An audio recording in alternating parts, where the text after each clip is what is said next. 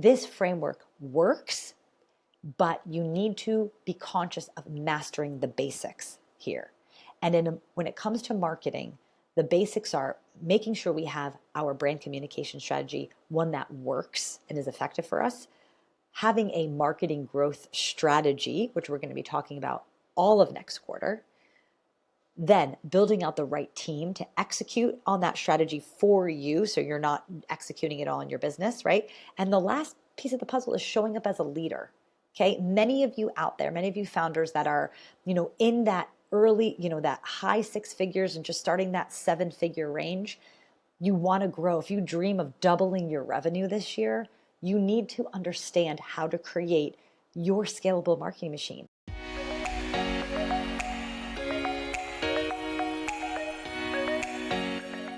Hello, welcome to this week's episode of the Scalable Marketing Machine podcast. We have reached nearly the end of Q1, which absolutely blows my mind how incredibly fast the quarter has flown. But, the last couple of weeks, actually really this whole quarter, here in the podcast, I've been very intentional about focusing on brand communication strategy because having a tied together, intentional, strategic brand communication strategy is a foundational piece of your marketing program for your business. So we talked about how to create a brand that's connected to your core values. We talked about how to create a messaging matrix that maps your prospective customers and clients' pain points, mapping that to the solutions that you provide. How do we create a brand personality that really stands out? How do we use persuasive messaging to help move our clients into action, our prospects into action? All of these things that we've covered this quarter. And I've done this intentionally in helping you to build that foundation, because the next piece of my scalable marketing machine framework is all about our marketing growth strategy. So in next quarter, that's what we're really going to be focused on, is how do we create a marketing growth strategy that really drives ROI? How do we really create those marketing systems in our business that we can really put on autopilot, right? And that's growing and really driving results for us so we can focus on the most important things for our business that truly drives those leads and sales, right? Those things like the creative messaging that we need to think about, how to really show up as a leader, right? But to tie a bow on the brand communication strategy, I really want you to think about these pieces that we've discussed in this past couple of weeks. And if you haven't been following along of the podcast this year, I would encourage you to go back. We started at episode, I'm going to tell you what number it is, 194. So if you go back to episode 194, you can kind of start this journey and kind of go through this process alongside with me and just take, over a couple of days, some time to make sure that these foundational pieces of your brand are tied together and they're strong going into the next quarter. So the reason why this is so important is that if you're executing things for your marketing, like you're doing content strategy, you're showing up on social media, you've built funnels, sales funnels, and you're running ads and all these things, and you do not have a effective brand communication strategy, you're going to be wasting a lot of time and you're going to be wasting a lot of money. Because if you're executing things for marketing without having a solid brand foundation, right? Understanding who exactly you're selling to, really nailing down that ideal client avatar and getting them, the right messages at the right time. It doesn't matter how much you dance on TikTok, it's not going to work for you. Okay? Your brand communication strategy is important. And again, I've said this again, but your brand is not your colors and your logo. Your brand is what is the value that you bring to your customers and clients? What's the problem that you solve? How do you make their lives better, right? And how do you communicate it into a way that they understand, right? Again, many times people simply don't understand how you can help them. Maybe they don't understand what you do. They don't understand your brand. You don't understand how you're going to help their lives. That's the linchpin in all of the success of a business. is making sure that people who learn about your brand understand how you can help them make their lives better, right? And build that desire to purchase with you. That's how we keep that economic engine running. So this is our reset moment, right? Maybe you have been following along, you've learned a lot. This is where the rubber meets the road. How can we take the next week or two of this quarter to make sure that not only do we have our brand tied together, but that we have it documented, okay? To remind you, the scalable marketing machine, the framework that I've used for 15 years now as a marketing director and a chief marketing officer for startups, growth startups and scale-ups all around the world. I've worked with businesses that have created tens of millions of dollars of revenue in their business. I've worked with founders that have built billion-dollar businesses. This framework works, but you need to be conscious of mastering the basics here. And when it comes to marketing, the basics are making sure we have our brand communication strategy, one that works and is effective for us, having a marketing growth strategy, which we're going to be talking about all of next quarter, then building out the right team to execute on that strategy for you so you're not executing it all in your business, right?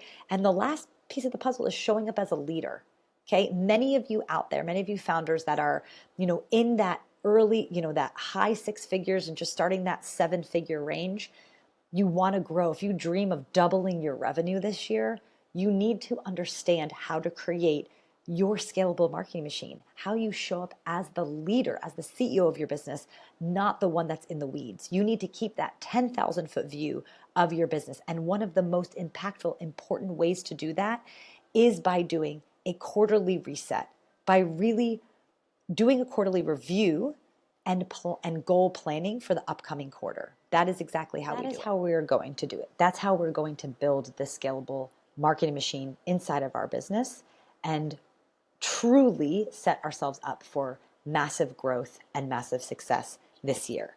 So what are the few things that we can be doing? Well, we can go back and listen to the several past couple episodes since the beginning of the year where we went step by step through all of the brand pieces. But if you've done that already, then I want to make sure that you have those brand elements documented. Make sure that you're very clear on who you serve. You're very clear on what your brand values are, how you bring that to life, what your brand voice is. These are all the elements that are going to create a very strong brand foundation. The next thing I want you to do is make sure that all of the people that are working inside your business, whether they're working on marketing or sales or finance or whatever, that they understand what your brand is all about, what makes you special, right?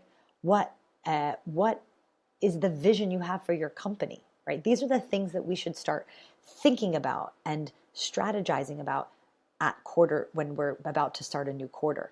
Now, if you've went through a yearly planning process back in December, one of the very first things that we can do in addition to all of this brand communication review is to go back and look at those goals that you set.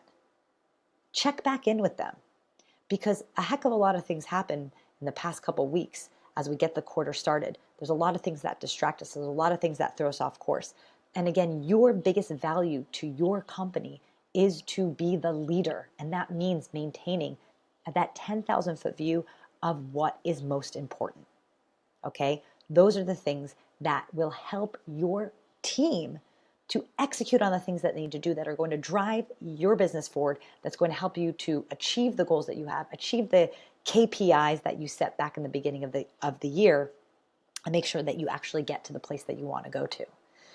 So I invite you now this week, your homework, okay, is to sit down and make sure you have your brand communication pieces documented. Okay. And if you need some help getting started and you sort of have been halfway listening to all of these episodes, go to uglyventures.com/resources, download a brand guide. So the free brand guide is called How to Build a Brand That Gets People Talking. It's going to walk you through many of the exercises and the teachings that we had in all of these past couple episodes and help get you started. Okay. This guide's there's a workbook element to it, so there's some exercises in there. It's going to help you kind of document and get all these things down. Once you do that, I want you to take a peek at all of that you've accomplished in the past 90 days. I want you to look at, goals that you set for the first quarter. What is the progress on them? How far did you get? What roadblocks did you run into, right? What are the major points of focus for the upcoming quarter? I want you to do all of this on your own. And then I want you to sit down with your team and I want you to have a discussion on the work that they did. What worked or didn't work for them? What support do they need moving into the next quarter? I don't want to give you too many guidelines here, but I want you to start thinking about how can I, in the most minimal way, get these things done? Because that's going to help you step into that leadership role. Okay, I don't want you to think that you need to clear like 7 days out of your calendar for planning. Just go to a coffee shop in an hour or two and sort of do all of this brand stuff where we're putting it down on paper and have a conscious look at your calendar and some of the goals and the progress that you've made. Look at any of the metrics that you have from the previous quarter and just take stock of what worked and didn't work. I think a lot of times when we're transitioning from the doer, the executor, and kind of doing all of the things in our business to the CEO and leader, we get stuck because we don't move forward because we think we need to have everything perfect and that we need to really like show up as this ideal kind of Oprah style leader in order to actually be a true leader in our business. And that's absolutely wrong. I think if we just take these bite-sized pieces and say, hey, I haven't really been doing team goal planning really well. Let's see if we can do a really good session with everyone, even if it's an agency or a virtual assistant or whatever. Do a goal planning and do a review of the previous quarter and talk to them about what they think is working and not working in their business. Taking this simple step will be incredibly powerful and beneficial going into the next quarter. And documenting what is going to be our goals for a Q2 and getting buy-in from everyone that works in your team, right? Having them understand what you're trying to achieve. Oftentimes, we're not communicating well enough and we're not treating the people working in our business as a team because maybe deep inside of our hearts, we don't think that we are running a legitimate business, right? We look outside at everyone else and we think that they have something that we don't know, right? That they have it more together. But one thing that I can tell you with absolute certainty, I've worked with incredibly accomplished founders. I've worked with founders that have graduated from top universities in the world, some of the smartest folks I've ever met. But behind the scenes, everyone's just trying their best. Not everyone has, everything consistent, everything perfect all the time. It's about taking stock at moments like this at the end of the quarter, resetting and making sure that you have making an effort to put these fundamental things in place, like a quarterly review and planning session. Doing one on your own so you can have an idea of the things that you want with no distractions or input from anyone else, and then bringing that to the team for input, for ideas, for brainstorm. And just, again, it doesn't have to be so formally structured. I run into a lot of founders that, they need the exact detail bit by bit in order to do it. And I think that often this holds us back, right?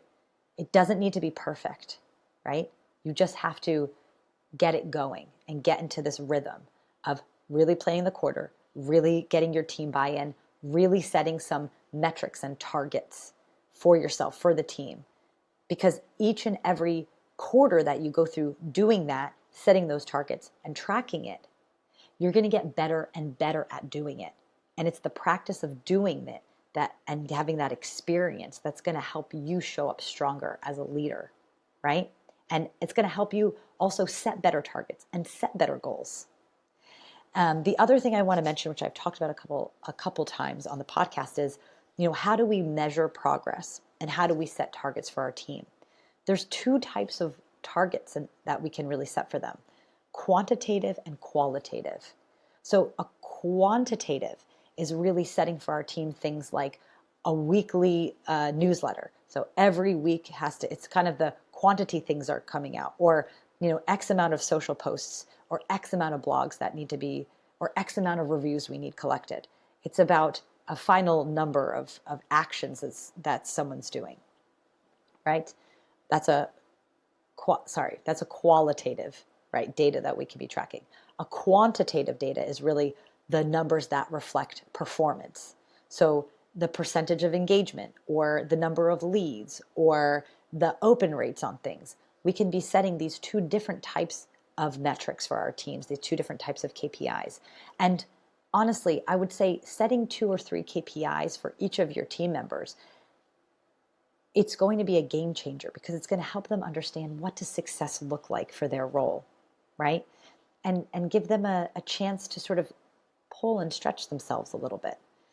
And when we have smaller teams and we're sort of in growth mode and maybe we can't pay people a ton and sometimes we get into this mindset of we don't want to bother them or we don't want to ask too much of them. And I say that's a huge mistake. And this is where on this quarterly reset, I want you to reflect and say, have I really been treating everyone working in my business as a team? Have I really showed up as a leader consistently? Have I really been clear on what they should be working on and what success looks like for them? These are the tools that we give our team as a leader that's going to help them excel. And by the way, it's the things that we can do as a leader that's going to keep people excited and engaged to work with us. If we are entrepreneurs, it means that we should be surrounding ourselves with growth-minded folks and individuals. And maybe we can't be paying them the most, or maybe we can't be giving them benefits and all the PTO they want, or sleep pods and a cafeteria like Google, right? But we can be supporting them in their growth, right? And their learning, and help them to be the best version of whatever it is that they want to be, right? That's how, developing those deep relationships with the people that we work with breeds loyalty and involvement in our business. And this is the most important thing we can do as we grow our business to the next level, is get a troop of enthusiastic team members that are going to help us. Because as my former client and mentor, Dan Martell, loves to say, our job as leader is to build the people, and then the people build the business. We can't do it on our own. So if we recognize that if we're going to get our business to the next level, whether that means the impact that we make in the world, or the revenue that we are able to bring in from our business, or the life we're able to give ourselves and our family, we can't do it on our own. We need to understand that showing up as the leader, right, is the way that we're going to get all of those things that we so wish for our lives and for ourselves and for our communities. So this is the moment. This is the reset moment where you have a chance, even if you feel like you've gotten thrown off course. We all get thrown off course. The point here is not to have it perfect, that you never get thrown off course, that you never get distracted. But what you can do is make sure that once a quarter at least, you go back to the basics, making sure that you are aware of what has happened the past 90 days, do a review, that you spend time consciously uncovering what's working, what's not working, and that you make a plan to go forward. And just this practice, it's like a muscle. If you keep exercising this muscle, it's going to get stronger. It's going to get better. And I'm here to support you. And if you're thinking, the quarter has ended, I feel lost, I feel like I can't concentrate, I can't stick to my plan, I don't know what I'm doing, I feel alone, I feel unsure how I'm going to get to all of these goals and dreams I have for myself, I invite you to take a look at the Scalable Marketing Machine Accelerator. This is a 12-month accelerator program where I work with you hand in hand, getting my hands dirty in your business to be your chief marketing officer. I teach you all of my methodology, all of the playbooks that I have for brand, for marketing growth strategy, for team, for leadership, all of my templates, all of my SOPs. We meet each and every week where we go through the specific things going on in your business. You get my feedback. You leverage my experience. I help you hire the right people. I help you make the next move. If that's something that sounds interesting to you, you can check out all the details at uglyventures.com/accelerator. UGLI, so it's ugly with an I, ventures.com/accelerator. You can get all the details there of what the program entails, all of the bonuses, all of the one-on-one attention you'll get from me, all of that stuff. I would love to help to make your dreams a reality this year. And I don't want another quarter to pass by with you feeling like you haven't made massive progress in your business. Because again, each and every day, each and every month, each and every quarter, we're taking those small steps to get us to that final destination, which are those goals that we have for ourselves. So if you're feeling lost, I'm here for you. But if you just have a question and you just want, my advice on something, feel free to DM me on LinkedIn. That's where I hang out. You can just just connect with me, Victoria Hajar on LinkedIn, and you can send me a DM anytime. But take this seriously. That's my hope for you. I know it's something that I struggled with for many years in my business, really taking myself and my business seriously to the degree that it has to be taken seriously to really get to the next level, right? The way your business is going to get to the next level is by way of how you get yourself to the next level and up level, not only your knowledge as a founder, as an entrepreneur, but really the discipline to sort of show up, right? Because if you keep going forward doing what you've always done, you'll get the results you've always had. And we don't want that for you, not this year, right? This is the year that everything changes. So next quarter starts. Next week, we'll be talking all about marketing growth strategy and the specific tactics that you need to build the systems that will set you free in marketing. So I hope to see you back here next week for the Scalable Marketing Machine podcast.